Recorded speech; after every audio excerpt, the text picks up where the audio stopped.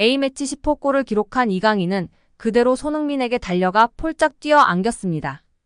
요란하던 중국 관중들은 일제히 침묵에 빠졌습니다.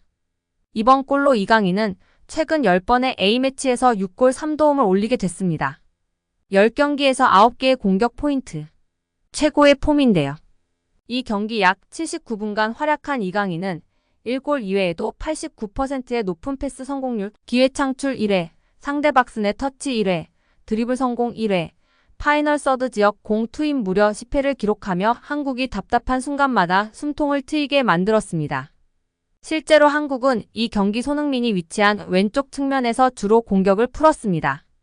이강인이 위치한 오른쪽으론 공이 잘 가지 않았습니다. 하지만 이강인은 공을 잡을 때면 필드 전체를 확인한 뒤 동료가 쇄도하는 쪽으로 공을 뿌리며 공격을 이끌었습니다.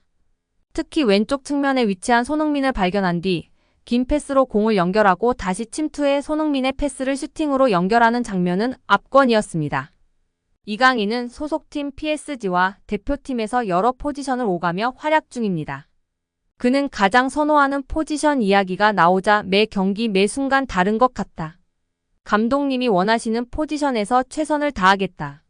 내가 대표팀에서 처음 한 인터뷰처럼 매 순간 팀을 가장 많이 돕고 좋은 결과를 낼 수 있도록 최선을 다하려 한다.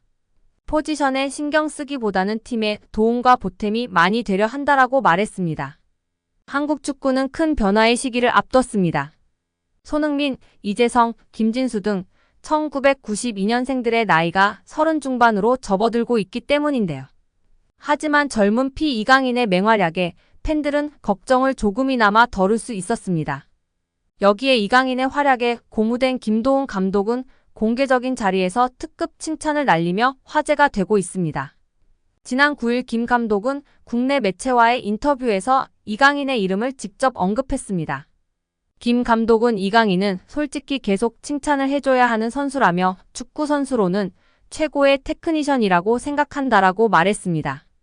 이어 오른발, 왼발 가리지 않고 모든 플레이가 탁월하다라며 메시가 뛰는 모습을 보는 것만으로도 영광이라고 느낀 적이 있는데 이강인 그리고 손흥민 역시 동시대에 볼 수 있다는 게 자랑스럽다라고 덧붙였습니다.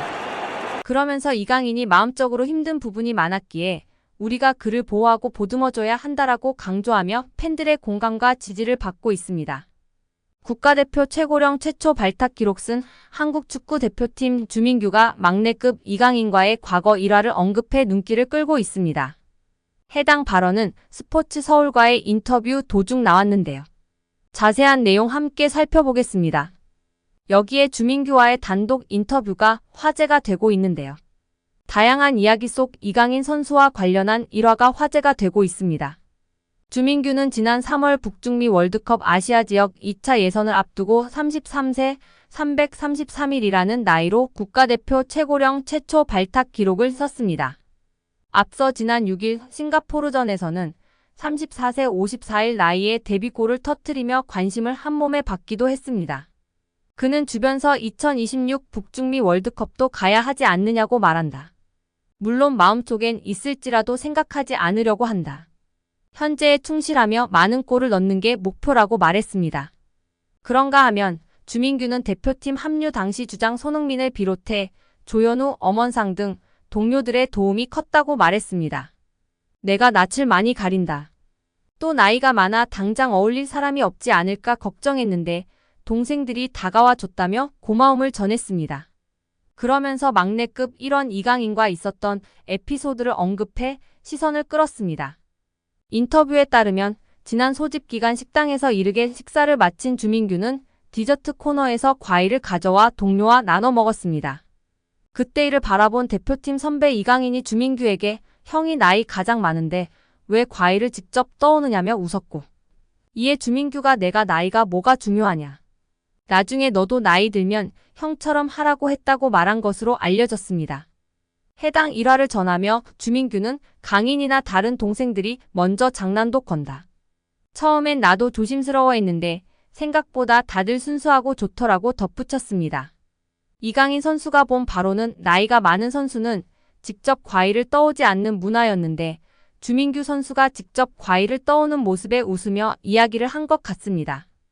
그리고 주민규 선수는 이강인 선수나 다른 동생들이 친밀하게 먼저 장난도 치며 다가와 주고 대화를 나누고 지내다 보니 다들 순수하다며 대표팀의 분위기를 전해주었습니다. 한편 주민규 선수는 앞으로의 계획에 대해서도 언급했는데요. 그는 매체에 40살까지 하고 싶다며 축구 자체를 정말 좋아한다. 한계를 두지 않고 도전하고 싶다.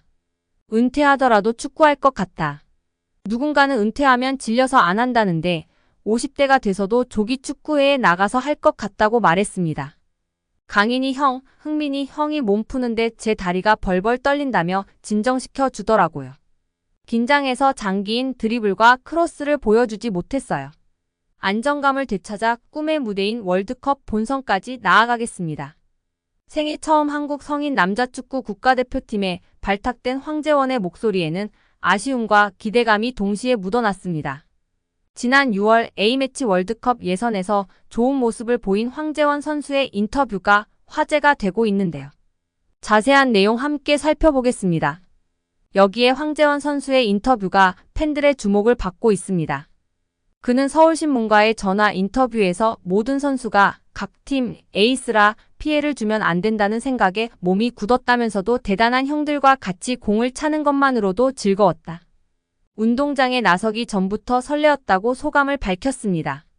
황재원은 배준호와 막내 라인을 형성하면서 대표팀에 금세 적응했고 이달 북중미 월드컵 아시아 지역 2차 예선 2경기에 모두 출전했습니다. 지난 6일 싱가포르와의 원정 경기에 선발 출전해 2022 항저우 아시안게임 금메달을 합작한 이강인과 다시 호흡을 맞췄습니다. 수비수인 그는 공격수 이강인에 대해 든든했다. 드리블 능력이 워낙 뛰어나 공만 전달하면 해결해 줄 것이라 믿었다고 했습니다. 그는 이어 지난해 항저우에서는 또래 선수들과 편한 마음으로 뛰었다. 성인 대표팀에서 느낀 태극마크의 사명감과 책임감은 그때보다 훨씬 무거웠다고 말했습니다. 이어 강인이 형, 흥민이 형이 몸 푸는데 제 다리가 벌벌 떨린다며 진정시켜 주더라고요. 긴장해서 장기인 드리블과 크로스를 보여주지 못했어요. 안정감을 되찾아 꿈의 무대인 월드컵 본선까지 나아가겠습니다. 라며 자신의 챙겨준 형들의 고마운 마음을 전했습니다. 황재원 선수는 많은 축구인들이 오른쪽 윙백부터 중앙수비수, 수비형 미드필더까지 소화할 수 있는 전천수 선수라며 주목하고 있는 어린 선수입니다. 이번 월드컵 예선이 본인에게도 큰 자양분이 되었을 것 같은데요. 보완 과제도 받았다고 합니다.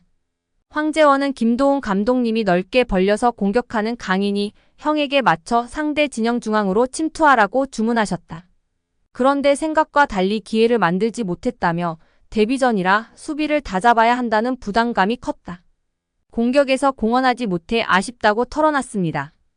다음에는 조금 더 인버티드 윙백 역할을 잘할 수 있도록 노력하겠다는 다짐의 인터뷰였습니다.